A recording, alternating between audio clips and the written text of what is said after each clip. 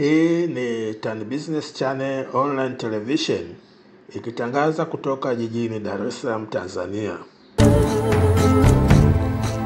Karibu kwenye kipindi chetu cha simulizi za ujasiriamali kinachotangazwa siku za Jumamosi na Jumapili kutoka Tan Business Channel Online Television.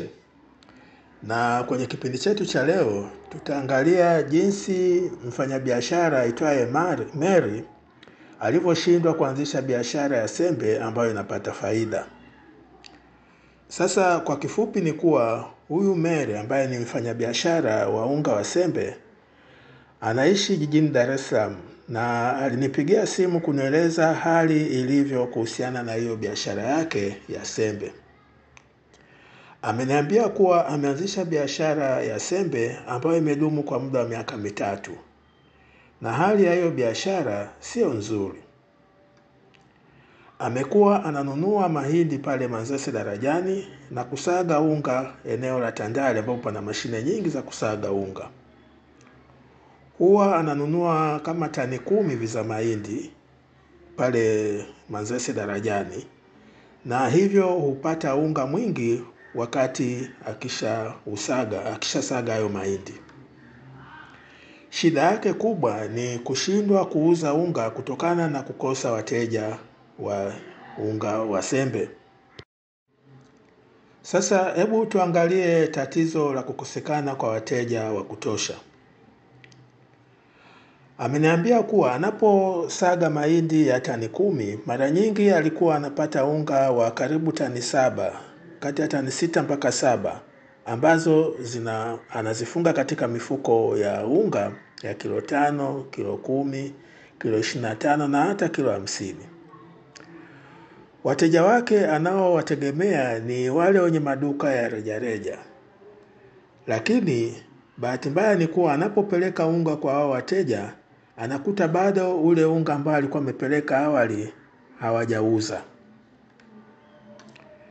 Alijaribu kutafuta ushauri kutoka kwa baadhi ya washauri wa mambo ya biashara, na walimwambia kuwa au ushauri ambao waliompa ni kuuza kwa kutumia magari na kwa wauzaji wa jumla wa unga wa sembe. Maana yake ni kuwa anatakiwa achukue unga apakie kwenye pickups na kupita sehemu mbalimbali za maduka akiuza huo unga. Na sehemu ya pili ni kuwa awe anawasiliana na wenye maduka ya unga wa jumla ili aweze kuwauzia unga wake. Sasa hebu tuangalie swala la uuzaji wa unga kwa kutumia magari ya kukodi. Utaratibu huu unahusisha kukodi gari aina pickup na kusambaza unga kwa wenye maduka ya rejareja. Bahati mbaya ni kuwa kuna gharama kubwa ya kukodi gari, na kiasi cha unga kinachouzwa hakitoshi kuleta fedha ambayo inaweza ikafidia gharama za kukodi gari na hapo kupata faida katika biashara ya unga wa sembe. Kuhusu uuzaji wa unga kupitia wauzaji wa unga wa jumla, utaratibu huu unahusisha kuwasiliana na wauzaji wa unga wa jumla kufahamu kama wanahitaji unga wa sembe. Bahati mbaya ni kuwa mwitikio wa wauzaji wa unga wa jumla sio mzuri. Mara nyingi humwambia kuwa bado wanao unga ambao alikuwa amewauzia au wateja siku za hivi karibuni.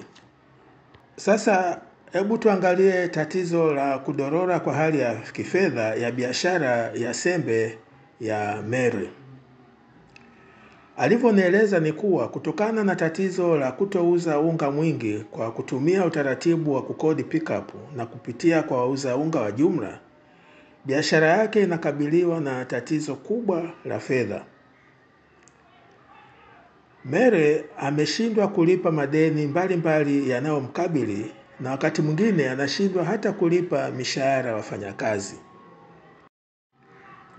Sasa mwisho tuangalie ushauri wa kuhusiana na ufumbuzi wa matatizo ya kifedha yanayomkabili Mary ambaye ni mfanyabiashara wa unga wa sembe. Unadhani ni ushauri gani ambao nilimpa Mary jinsi ya kujikwamua kwenye hili tatizo la kifedha ambalo linamkabili? Sasa kwenye kipindi chetu cha kesho au kinachofuata hapo Jumapili, nitakueleza ushauri ambao nilimpatia Mary ili aweze kujikwamua kutokana na ile tatizo la ufumbuzi wa fedha ambazo linaomkabili. Naona tumefika mwisho wa kipindi chetu cha jinsi Mary alivyoshindwa kuanzisha biashara ya sembe yenye faida. Na kuomba subscribe huduma zetu ili usikose kuona kipindi chetu cha simulizi za ujasiriamali kinachotangazwa siku za Jumamosi na Jumapili saa 3 usiku kwa saa za Afrika Mashariki. Asante na karibu tena.